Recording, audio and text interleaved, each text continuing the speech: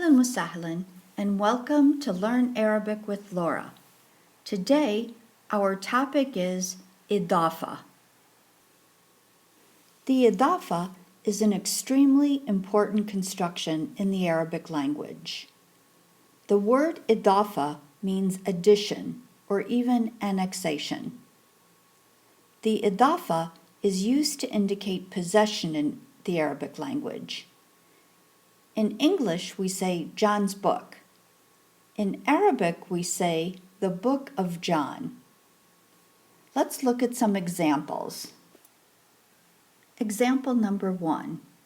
Ustadhu Jamiatin. Ustadhu Jamiatin. A university professor, or a professor of a university. Example number 2. Mudiru al-Maktabi. Mudiru al-Maktabi. The office director, or the director of the office. Example number 3. Beitu mudarrisin. Beitu mudarrisin. A teacher's house, or a house of a teacher. Number 4. Beitu al-Mudarrisi. Beitu al-Mudarrisi. The teacher's house, or the house of the teacher. Example number 5. Sayyaratu mudiri maktabin. Sayyaratu mudiri maktabin. An office director's car, or a car of a director of an office. Example number 6. Sayyaratu mudiri al-maktabi. Sayyaratu mudiri al-maktabi. The office director's car, or the car of the office director.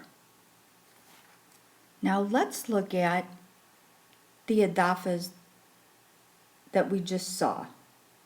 In sentence 1, we have a standard 2-term idafa. The first term is the thing possessed. It can be in any case depending on its use in the sentence. But the first term of an idafa never has nunation. The second term of this idafa is in the genitive case.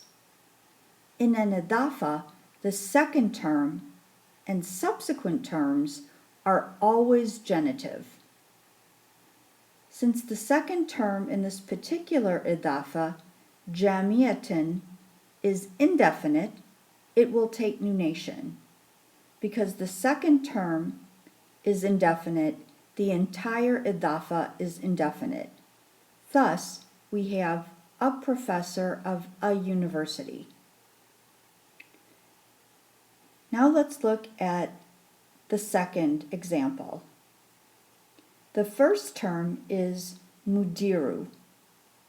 It does not have nunation because the first term of an idafa never has nunation.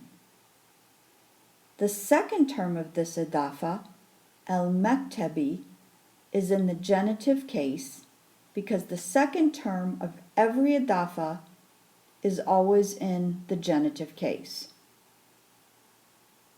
But we have a difference between the second idafa and the first idafa. The second term of the second idafa is definite. Because it's definite, it will not have nunation. But there is something even more important. Because the second term is definite, the entire idafa is definite. Thus, this idafa literally means the director of the office. This means that the first term of this idafa is definite, even though it does not itself have the definite article. Remember this. The first term of an idafa never has the definite article. This means that the first term of an idafa never has the definite article. In the third example, the third Idafa is indefinite because the second term of the Idafa is indefinite. The fourth Idafa is a definite version of the third Idafa. Look at the difference. Beitu mudarrisin. Beitu el mudarrisi. The fifth Idafa has three terms, the last two terms themselves being an Idafa. The first term is nominative, just because I put it in the nominative case, but it could be in any case depending on where it's found within the sentence structure. The second term of this Idafa is genitive, because the second term of all Idafas are always in the genitive case. However, the second term of this Idafa does not have nunation because it is followed by yet another term. The last term of the Idafa, mekteb, is of course genitive. Since it is indefinite, it has nunation. The last term of an Idafa is the only term of an Idafa that can have nunation. An Idafa can have an unlimited number of terms, although you will rarely see one with more than 4. The first term of the fifth example is sayara, which is a feminine word. When speaking, the tam marbuta of any term except the last term of an Idafa must be pronounced. That is, you would say sayaratu mudiri mektabin. The sixth Idafa is a definite form of the fifth. This entire Idafa is definite because the last term of the Idafa is definite. Since the last term is definite, there is no nunation in this Idafa.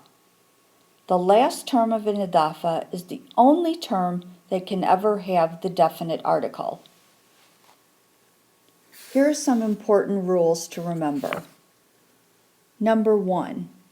An Idafa consists of 2 or more nouns. Number 2. If the last term of the Idafa is definite, then the entire Idafa is definite. Number 3.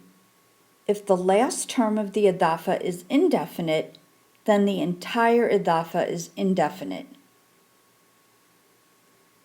The first term of the Idafa can be in any case required by the use of that word in the sentence. Number 5. All terms other than the first term must be in the genitive case. Number 6. The only term in an Idafa that can have nunation is the last term of the Idafa. It will only have nunation if it is indefinite. Number 7. If you like to memorize lists as a means of demonstrating knowledge of a subject, I recommend that you study this list. One question I'm often asked by students is, how does one spot an Idafa? What I answer is, whenever you see 2 nouns or more in a row, and the first noun does not have a definite article or a pronoun suffix, then assume that you have an Idafa.